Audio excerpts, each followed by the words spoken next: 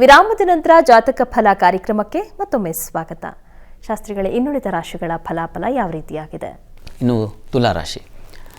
ತುಲಾರಾಶಿಯವರಿಗೆ ದಿವಸ ವೃತ್ತಿಯಲ್ಲಿ ನೋಡಿ, ವೃತ್ತಿ ಸ್ಥಾನದ ಅಧಿಪತಿ ಶನಿ ಜೊತೆಗಿದ್ದಾನೆ. ವೃತ್ತಿಯ ಸ್ಥಾನದಲ್ಲಿ ಮಾಂದಿ ಉದಯಾಗಿದೆ.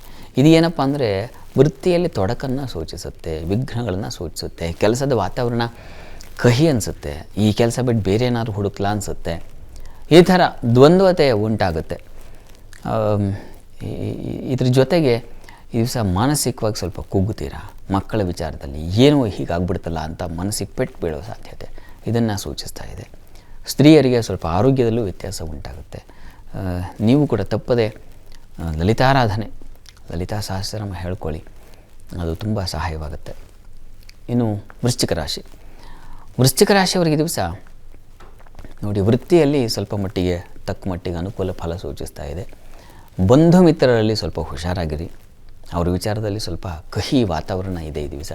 ಪ್ರಯಾಣದಲ್ಲಿ ಸ್ವಲ್ಪ ಹುಷಾರಾಗಿರಿ, ಸ್ತ್ರೀಯರು ಬಹಳ ಮುಖ್ಯವಾಗಿ. ಜೊತೆಗೆ ದಿವಸ ತಂದೆ ಮಕ್ಕಳಲ್ಲಿ ಸ್ವಲ್ಪ ಮನಸ್ತಾಪ ಇದೆ.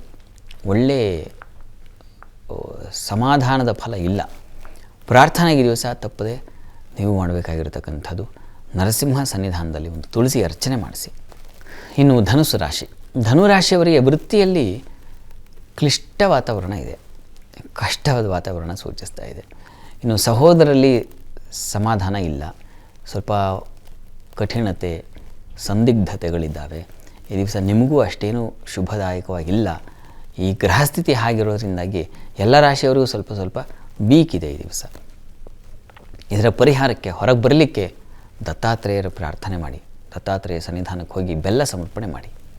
ಇನ್ನು ಮಕರ ರಾಶಿ. ಮಕರ ರಾಶಿಯವರಿಗೆ ಈ ದಿವಸ ವೃತ್ತಿಯಲ್ಲಿ ಕರ್ಮಾಧಿಪತಿ ವಸ್ತುತಃ ಮೌಢ್ಯನಾಗಿದ್ದಾನೆ. ಹೀಗಾಗಿ ಕೆಲಸದಲ್ಲಿ ಆಲೋಚನೆ ಹೊಳೆಯೋದಿಲ್ಲ, ಏನು ಮಾಡಬೇಕು ಏನು ತೋಚೋದಿಲ್ಲ. ಎಲ್ಲ ಗೊತ್ತಿರುತ್ತೆ ಅಂತ ಅಂದುಕೊಳ್ತೀವಿ, ಆದರೆ ಕೆಲಸ ಮಾಡುವ ವೇಳೆಗೆ ಅದು ಏನು ಮಂಕಾಗ್ಬಿಡುತ್ತೆ. ಆ ಥರದ್ದೊಂದು ಲಕ್ಷಣ ಇದೆ. ಆಹಾರದಲ್ಲಿ ವ್ಯತ್ಯಾಸ ಮಾಡ್ಕೊಳ್ಳೋ ಸಾಧ್ಯತೆ ಇದೆ.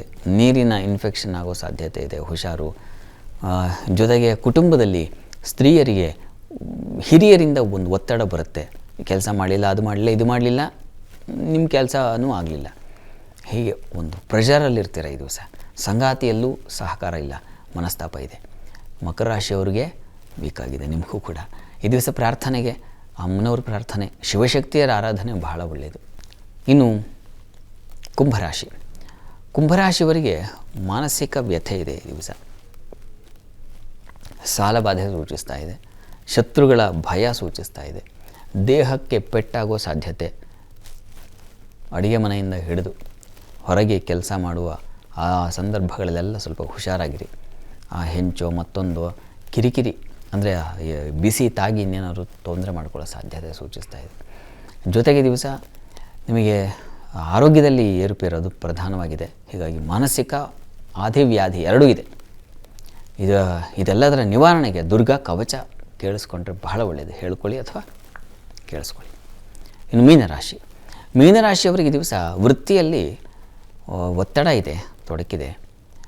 ಜೊತೆಗೆ ತುಂಬ ಆತ್ಮೀಯರಿಂದ ನೋವಿದೆ, ವ್ಯಥೆ, ಲಾಸ್ ಅಂತೀವಲ್ಲ ಅದು, ಆ ರೀತಿಯ ತೊಡಕು ಸೂಚಿಸ್ತಾ ಇದೆ. ಮನಸ್ಸು ನಿಮಗೂ ಅಷ್ಟು ಚೆನ್ನಾಗಿಲ್ಲ. ಪಂಚಮದಲ್ಲಿ ಮಂದಿ ಇದ್ದರೆ ಮಾನಸಿಕವಾಗಿ ಕುಗ್ಗುತ್ತೀರ. ಜೊತೆಗೆ ದಿವಸ ಮಕ್ಕಳ ವಿಚಾರದಲ್ಲೂ ಮನಸ್ಸಿಗೆ ನೋವಾಗುತ್ತೆ. ತಪ್ಪದೇ ನೀವು ಕೂಡ ದತ್ತಾತ್ರೇಯರ ಪ್ರಾರ್ಥನೆ ಅಥವಾ ಗುರು, ನಿಮ್ಗೆ ಯಾರು ಗುರುಸ್ಥಾನದಲ್ಲಿದ್ದಾರೋ ಅಲ್ಲಿಗೆ ಹೋಗಿ ಒಂದು ಸೇವೆ, ಯಾವುದಾದ್ರೂ ಸೇವೆ ಮಾಡಿಸಿ, ಅನುಕೂಲ ಆಗುತ್ತೆ. 12 ರಾಶಿಗಳು ರಾಶಿ ಗೊತ್ತಿಲ್ಲ ಅಂತಕ್ಕಂಥವ್ರು ಹೇಳಬಹುದಾದ ಮಂತ್ರ ಯಾವುದಪ್ಪ ಅಂದರೆ ಓಂ ದಯಾಪರಾಯ ನಮಃ. ಈ ಮಂತ್ರ ಹೇಳ್ಕೊಳ್ಳಿ, ಸ್ವಲ್ಪ ಚೇತರಿಕೆ ಆಗುತ್ತೆ. ಸರಿ ಶಾಸ್ತ್ರಿಗಳೇ, ಇವತ್ತಿನ ಸಂಚಿಕೆಯಲ್ಲಿ ಈ ದಿನದ ವಿಶೇಷತೆ ಜೊತೆಗೆ 12 ರಾಶಿಗಳ ಫಲಾಫಲದ ಬಗ್ಗೆ ತಿಳಿಸ್ಕೊಟ್ರಿ. ಹಾಗೆ ನಮ್ಮ ವೀಕ್ಷಕರು ಕಳುಹಿಸಿದಂತಹ ಸಂದೇಶಗಳಿಗೆ ಸಲಹೆ, ಸೂಚನೆ, ಪರಿಹಾರಗಳನ್ನು ಸೂಚಿಸಿದ್ರಿ. ಧನ್ಯವಾದಗಳು. ಸರ್ವೇ ಜನಾಃ ಸುಖಿನೋ ಭವಂತು, ಸಮಸ್ತ ಸನ್ಮಂಗಳಾನಿ ಭವಂತು. ಎಲ್ಲರಿಗೂ ಶುಭವಾಗಲಿ. ವೀಕ್ಷಕರೇ, ಇದಾಗಿತ್ತು ಇವತ್ತಿನ ಜಾತಕ ಫಲ ಕಾರ್ಯಕ್ರಮ. ನೇರ, ದಿಟ್ಟ, ನಿರಂತರ ಸುದ್ದಿಗಾಗಿ ನೋಡ್ತಾ ಇರಿ ಏಷ್ಯಾನೆಟ್ ಸುವರ್ಣ ನ್ಯೂಸ್.